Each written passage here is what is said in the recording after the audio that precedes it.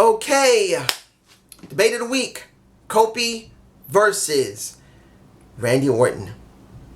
Full circle. There's a reason I'm doing this video. I've said many years ago that Kofi Kingston should have been treated better. He's an underutilized, underestimated talent, and he deserved better. Now, that was back in 2014, I think I said that. And I can tell you, with a crappy camera, and still at that time, only doing this for about 2 years, I was still nervous beyond stink that I couldn't talk properly. Like I can talk properly now. I still botch. But you get my point. This was what I felt at the time, that Kofi deserved better. I never said because he's a black man he's being treated badly. I just said that he's underutilized talent and he deserved better. They should see what he has to offer. And now, fast forward to 2019, 5 years later, he is now WWE champion and people do love him. But here's the problem I've seen with Kofi's rise since WrestleMania. He's not had any credible threats. And I know people are going to say, well, yeah, no. All the people he's gone up against have been badly booked and badly built up. Beforehand, Kevin Owens, not very well done. Samoa Joe, definitely a joke. Dolph Ziggler, definitely a joke. Built up badly as well. Only a few weeks of build and nothing really seriously there. So he's had these challengers, but it's never been anything really good story-wise and building them up-wise, knowing they're not weak in some form or fashion. But now we have Randy Orton. Someone who's always been built very well. Someone who has a history with Kofi. Someone that legitimately we've been hearing for quite a long time, for years ago, that pretty much stopped Kofi's rise. Because in 2009 into 2010, he would have actually been in the main title. And he should have been. He should have already been at least a world title holder once. Once like Mark Henry. But it didn't happen. Something happened with him and Randy Orton, because after the match he had with Randy Orton where he called him stupid, you got Elimination Chamber. After Elimination Chamber, he didn't even get a chance to go into the ring. He got his ass handed to him outside the ring of the Elimination Chamber. He didn't even get a chance to go inside. He got destroyed. And then he went away for a couple of weeks or a couple of months, and then he went back to being old Kofi. Nothing new. Nothing happened. So I feel that this is something Kofi needs. And I know they did hint on it by the commentary team. I believe it was David Otunga who said it. That it feels like something old that he still feels like it's important to get off his chest. Something done. Honestly, I'm wondering if Randy Orton asked for this. We know Randy Orton has changed a lot in the last 10 years. He used to be a big dick. But I think maybe Randy might have asked for this. I could be wrong. You guys could tell me if I'm wrong or not.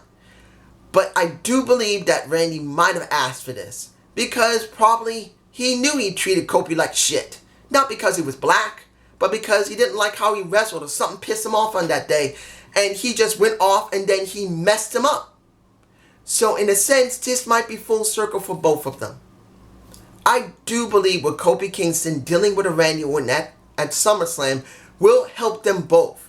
For, let's say for Randy Orton, if I'm right and he asked for this for Kofi, he's probably doing this because Kofi finally reached a point where he deserves better.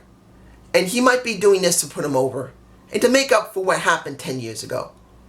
And it's obvious if you see up, down, Kofi, I don't think Kofi and Randy have an attitude with each other at this time in their lives. Kofi and Randy have kids.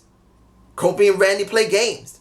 So maybe they're actually friends now. You never know. They may actually be friends. And Kofi probably didn't have a problem with Randy asking for this. But if I understand Kofi, he probably said, you don't need to do it. If Randy is the one who did promote this storyline of them facing one another. So he probably told me it's not necessary. But Randy probably said, yeah, I want to do it. You deserve it. And I know it was a dick years ago. Maybe that would be it.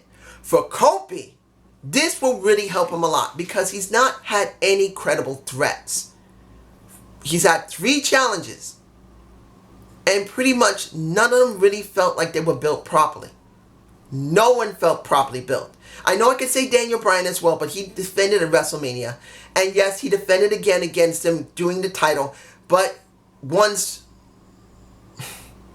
saying Daniel Bryan is not a threat anymore because he's gone to the tag division isn't great, but it does make sense. Yes, he's had 3 guys he's gone up against and a repeat match with Daniel Bryan to defend his title, and he did win. It just doesn't feel like much because he's now a tag team expert now. He's not in the main title scene with Kofi. But Kofi needs an enemy. One that can be destructive, vindictive, that can go after him, can go after Xavier Woods, can go after Big E, and be really vile. Now, I don't know if this is going to be longer than SummerSlam. I believe it might be. And I'm alright with seeing these two deal with each other for a little while. Because Randy Orton needs something to do, and Kofi needs someone to do it with. And it makes sense. How do I believe the match is going to happen? I think maybe I should leave that because I don't like doing predictions. But I will say this. If Kofi retains his title after SummerSlam, there is no way Randy is not going to still mess with him. But the thing is, and this would be the best thing for it, that if Randy does deal with him a little bit longer after SummerSlam, you must allow Randy to destroy everyone after Kofi, or this will not work for at least a decent month or 2 afterward. But this is my point of view. You guys tell me below. Have a good day. Have a good night. Peace.